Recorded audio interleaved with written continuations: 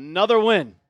4 in a row, baby. The Patriots take down the Tennessee Titans 31-13.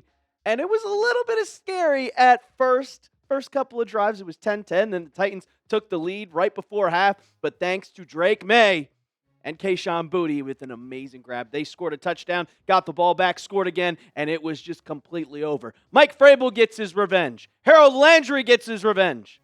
And the Patriots, now with the Bills on a bye week, they take sole possession of first place in the AFC East. Welcome to Patriots Today by Chat Sports. I am your host, Brett Alper.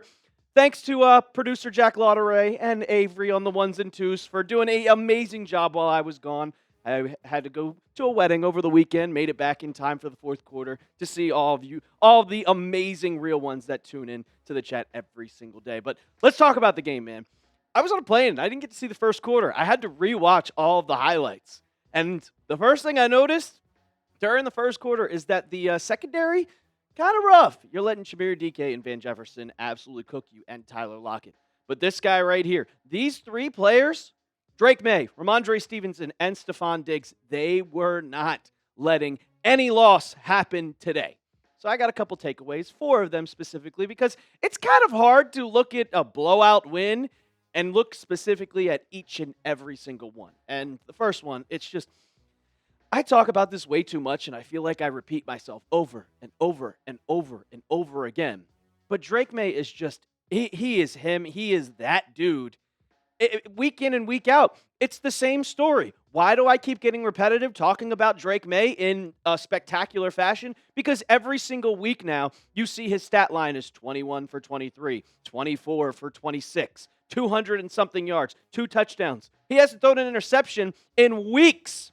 And then the QB rating once again of 130 or more. He is coming into his own, and he's really, I know Patrick Mahomes is the MVP favorite right now, but Drake Maye needs to get that respect because he is taking this team and making it one of the top teams in the AFC, if not one of the top teams in the NFL. If you look at the power rankings back in August when no one thought the Patriots, they thought they were going to be good, but they didn't think that they were going to be this good, and now they're probably putting them in top 10. So what is the reason of that? Well, the defense, of course. You also have to talk about the weapons, Stephon Diggs, but the main reason is this guy right here.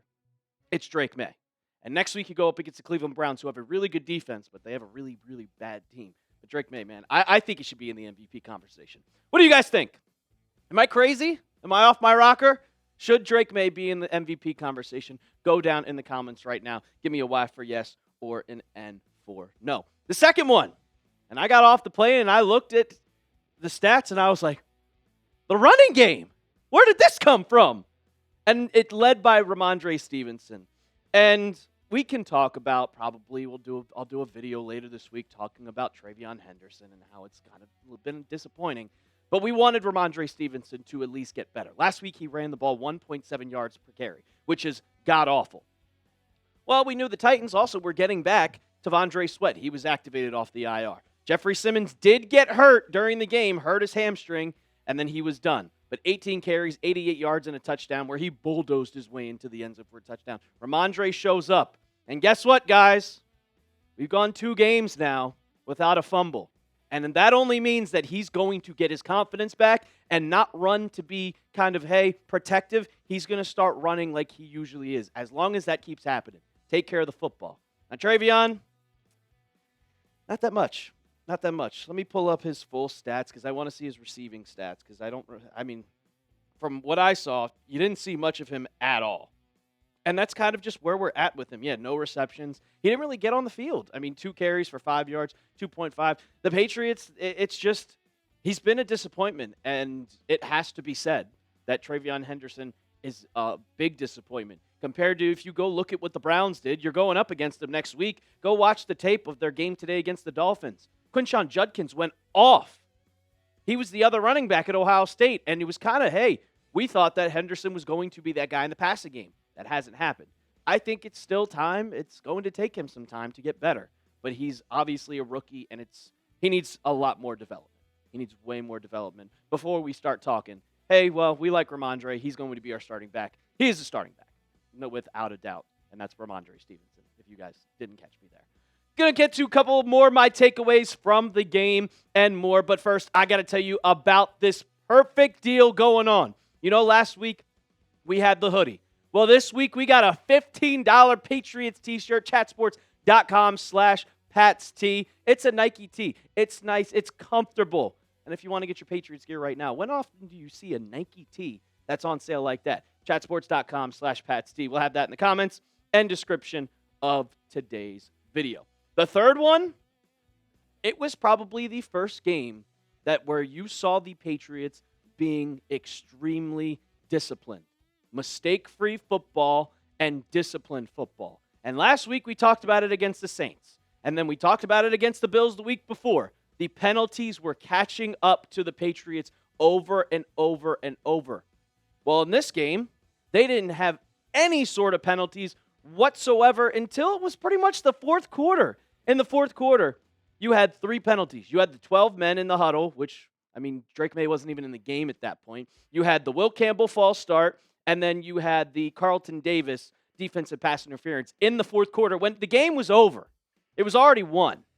So going into the fourth quarter, you only had 2 penalties. That's huge. I kept preaching about it every single week, every single day last week leading up to this game. You have to get better at being disciplined. You cannot turn the ball over. You cannot have penalties because those big mistakes is going to bite you in the ass. And that's one of the big reasons why the Patriots were definitely dominating this entire football game. And then the defense as a whole, only allowing 13 points, 2 takeaways.